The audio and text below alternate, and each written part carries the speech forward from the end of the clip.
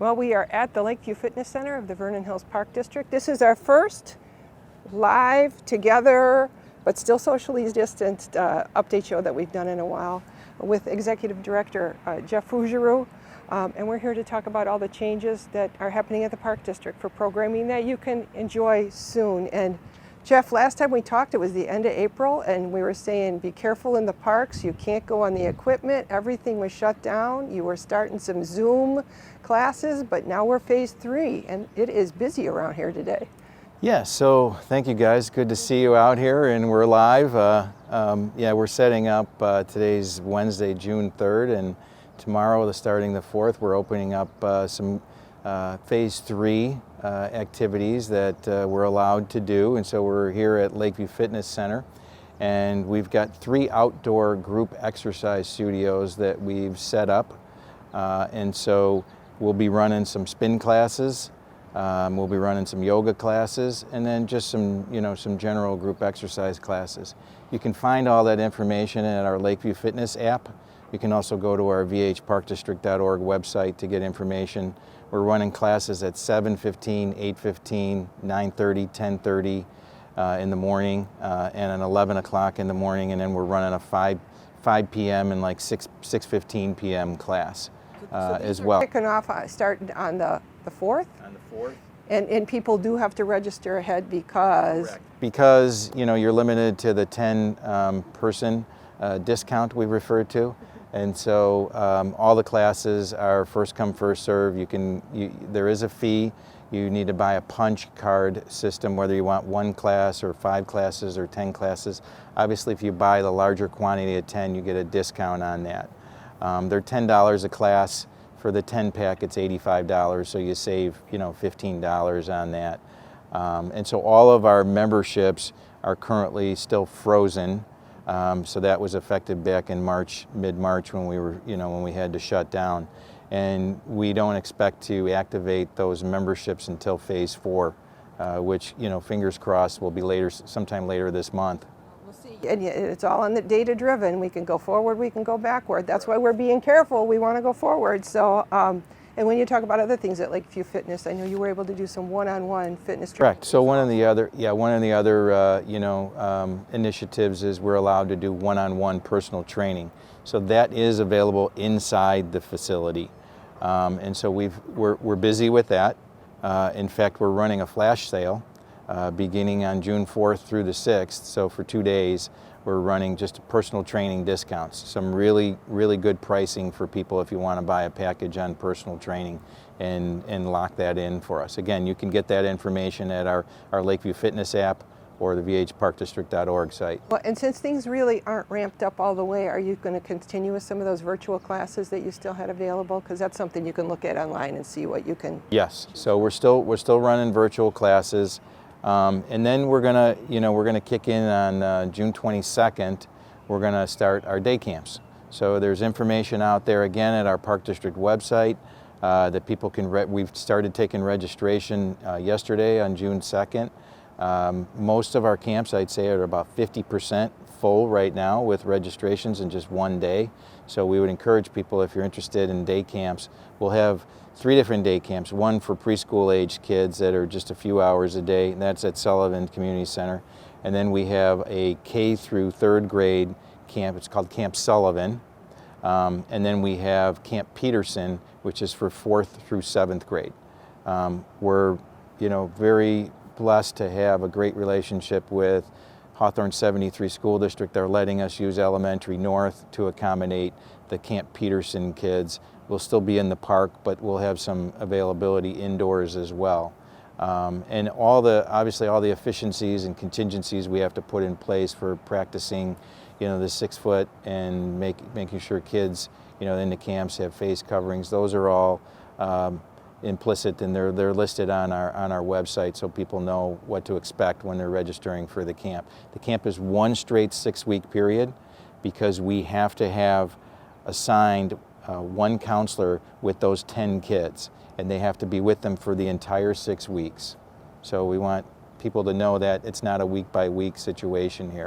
Everything's different. How we do everything is different. How we're going to do summer camp is different. How how we're going to do school in the fall will probably be different, so it just falls right in line. So thank you for working on that. And we do have an extended camp too. So for people, camp runs from 8 a.m. to 3 p.m., but for those that need it extended, we go till 6 p.m. as well, and we make that offering available. Speaking of that, daycare has been shut down. Are you getting ready to gear that up again within all the guidelines you have to follow for that? Sure. Same thing applies. We can only have 10 kids in a classroom. So our child care team is getting together now and working on rolling that out, and they've been in communication with a lot of our parents. So we're looking at that more than likely starting on the 22nd of June as well. And as we said, if we do roll into phase 4 on June 26th, all things change again, probably. So there we go. Do we talk about the pools? Sure, the pools, I mean, again, it's, a week ago we had a park board meeting and we were still waiting on the Illinois Department of Public Health to provide some type of guideline or decision. It's now June 3rd. We still don't have that decision. Obviously, as every day goes past, we get more and more frustrated with just providing us, because they're providing guidance on day camps, on sporting activities, on going back to work, and this has been something that we've been asking for, not just Vernon Hills Park District, but hundreds of park districts across the state that just want to be able to know what can we do with our swimming pools.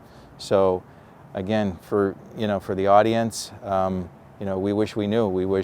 I would say that our board is interested in opening the pool should we get the green light on that. So until we get those guidelines of what we can do, there's no decision yet. So that's one of those places you just have to stay tuned. We just have to keep watching. It's a day-by-day thing. So as you're watching this we're taping this on Wednesday, who knows? By Thursday it could be a whole different thing. So, Right. You're exactly right. so that's, and then you had mentioned that even some of the youth sports, we've seen some kids be able to be on the ball fields and stuff. That's a huge thing. Yeah, that was fantastic to open up our parks, our ball fields, our soccer fields, our lacrosse fields. So all of our parks opened up last weekend.